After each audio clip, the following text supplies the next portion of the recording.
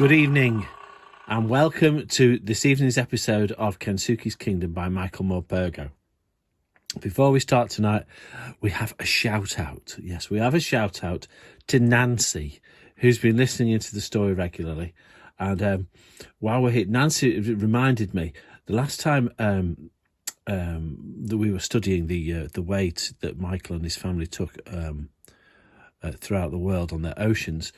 Nancy got lost. Nancy couldn't find the Azores.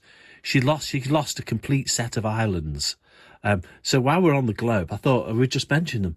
They left Southampton, came down the Bay of Biscay, not the Bay of Biscuit, as some people called it.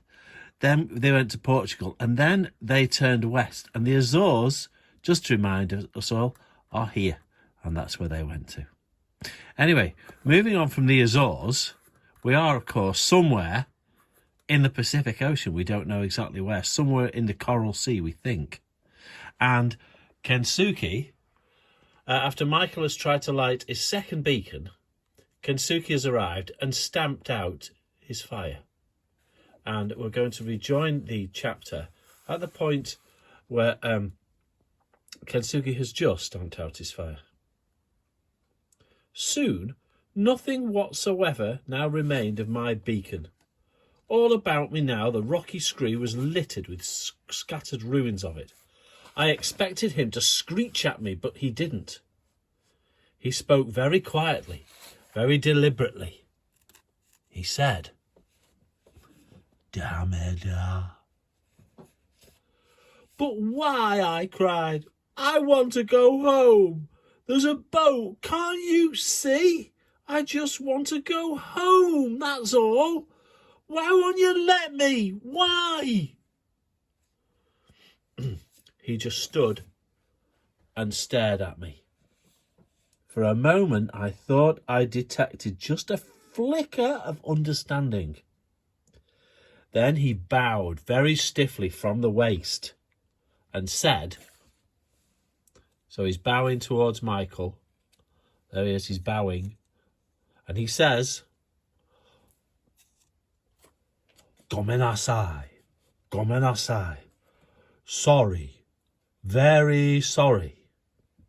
And with that, he left me there and went off back into the forest, followed by the orangutans. I sat there watching the junk until it was nothing but a spot on the horizon, until I could not bear to watch any more. By this time, I had already decided how I could best defy him. I was so enraged that consequences didn't matter to me now, not anymore. With Stella beside me, I headed along the beach, stopped at the boundary line. So he's going to the beach, back to the beach with Stella.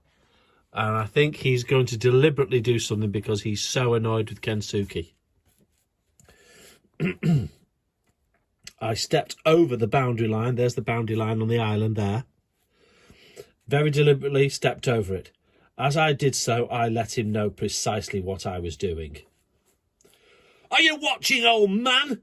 I shouted. "Look, I've crossed over your silly line, and now I'm going to swim. I don't care what you say. I don't care if you don't feed me. You hear me, old man?"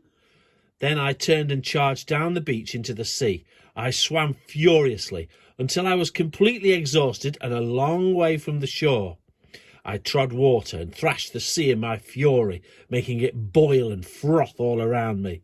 "It's my sea as much as yours," I cried, "and I'll swim in it when I like."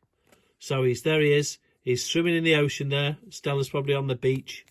And he's swimming in the ocean. He is so annoyed that Kensuke said, "I'll swim in the ocean as much as I want." I saw him then. He appeared suddenly at the edge of the forest. Hopefully standing up. He was shouting something at me, waving his stick. That was the moment I felt it. Ah! A searing, stinging pain in the back of my neck, then my back and my arms too. A large, translucent white jellyfish was floating right beside me. its tentacles groping at me. I tried to swim away, but it came after me, hunting me. I was stung again, in my foot this time. The agony was immediate and excruciating. It permeated my entire body like one continuous electric shock. I felt my muscles going rigid. I kicked for the shore, but I couldn't do it. My legs seemed paralysed, my arms too. I was sinking, and there was nothing I could do about it. I saw the jellyfish poised for the kill above me now. I screamed, and my mouth was filled with water. I was choking. I was going to die. I was going to drown, but I did not care. I just wanted the pain to stop. Death, I knew, would stop it.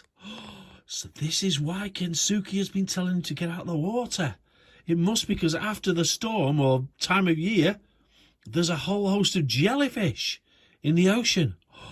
Will Michael survive these deadly stings as he's paralysed? Find out in the next episode of Kensuke's Kingdom.